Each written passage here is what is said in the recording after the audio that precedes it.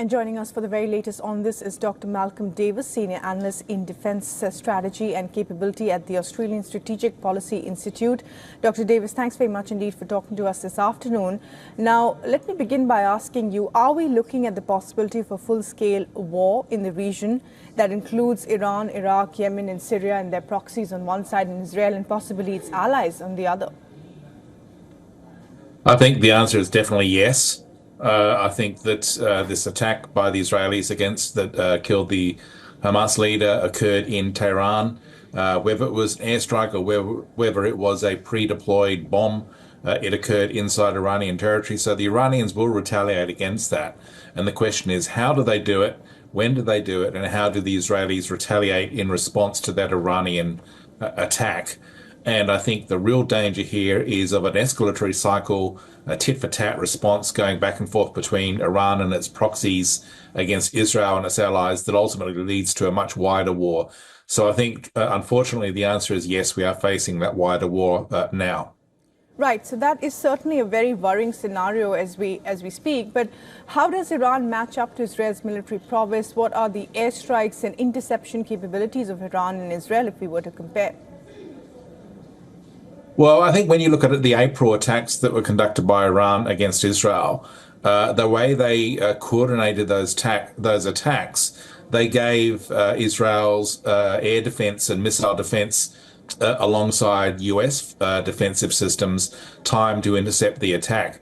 I think this time around, the Iranians probably won't be doing that. They will be doing a much more larger scale coordinated attack across multiple fronts that would bring in Hezbollah at the same time as attacks by the Iranians themselves, attacks by groups in Iraq and Syria, and also attacks by Hamas.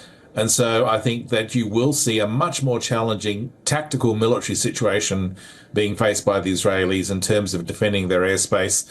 Obviously, the Americans will assist where they can, but it's quite possible that on this occasion, the Iranian response will be much more devastating, much more effective than it was in April. Okay, that's an important point you're making there. But let me ask you then, has Israel overstepped here by, carrying out these audacious attacks inside of Iran and in Lebanon, in Beirut?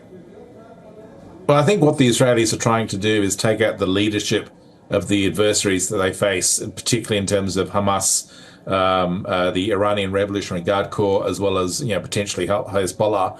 And I think that the strategy they seem to be following is by taking out the leadership, it makes the actual fighting forces of their enemies much less effective and thus gives the Israeli defense forces an advantage. The risk, of course, is that in doing that, particularly with attacks inside Iran, they generate the very escalatory response they're trying to avoid. So have they stepped over the mark here? I'm not sure, because ultimately they do have to win against Hamas. They can't afford to allow Hamas to win. But the risk is that they are facing a much larger war as a result. Mm-hmm.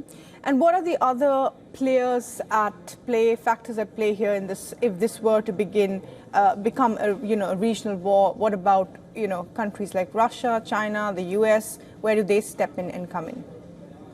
Well, the US has already indicated that it will support Israel in terms of defense against missile threats. So like the last time in April, you could see US forces, potentially the allies such as the UK, shooting down incoming Iranian missiles and drones. That's certainly a possibility.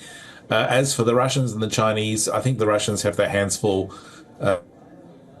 in Ukraine. They won't get involved necessarily, and certainly not the Chinese. So I do think that it's probably going to be the US.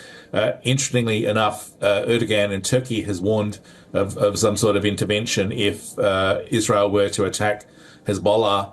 I'm dubious about that Turkey would be so stupid as to get involved in this war. So I think it would be basically Israel, potentially supported by the US, and the Iranians with their proxies facing off against each other. Right. Dr. Malcolm Davis, Senior Analyst in Defence Strategy at the Australian Strategic Policy Institute. Appreciate you talking to us this afternoon and sharing your thoughts on this very grim situation that is at the moment at play in West Asia. Thank you. For all the latest news, download the WION app and subscribe to our YouTube channel.